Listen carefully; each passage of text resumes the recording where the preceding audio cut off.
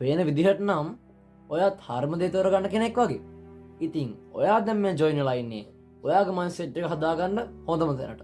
ඒක තමයි මිස්ටර් කුනියා යුරිබ් නාලිකාව. ඉතින් මේ වීඩියෝ එකත් එක්ක සම්බන්ධ වෙලා ඉන්න ඔයාත් වැඩම කරන කෙනෙක් වෙන්න පුළුවන්.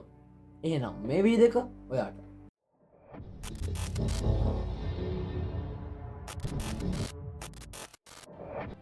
වැඩ මගාරණ එක සමහර මිනිස්සුන්ගේ පුරුද්දක්.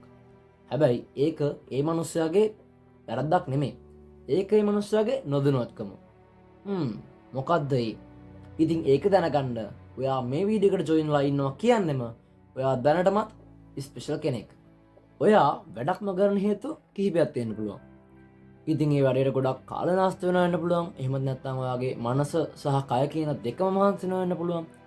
සමහරට මේ ඔක්කොම වෙන්නේ ඒ වැඩේ ටිකක් ලොකු හින්දා වෙන්නත් පුළුවන්. ඒ හින්දා ලොකු වැඩ නොකර අපි පොඩි දැනකින් පටන් ගමු. ඒකට මෙන්න මේ ට්‍රික් එක යූස් කරන්න. හරි. ඇත්තටම මේක ට්‍රික් එකක් කිව්වට මේක පොඩි හැබිට් එකක්. ඉතින් හරි. ඒකේ වෙන්නේ මෙහෙමයි. අපි පටන් ගමු ඔයා බීපු තේ කෝප්පේ.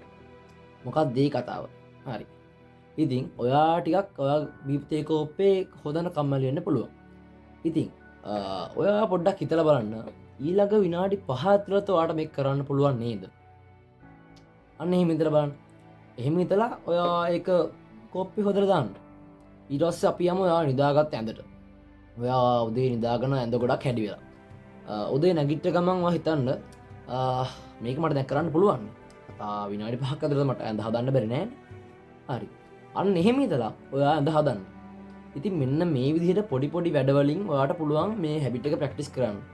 ඉතින් ඔයා හැබිට් එක ටික ප්‍රැක්ටිස් කරපුවාම ඔයාට පුළුවන් ලොකු වැඩ වුණත් මග නොහැර කරන්න.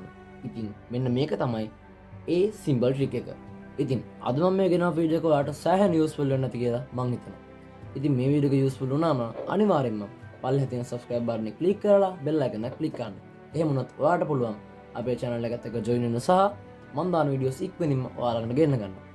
ඉතින් ආදර මයින්ඩ්සෙට් හෙළ දරවුවේ මං කැපෙනවා මම මිස්ටර් කුනියා.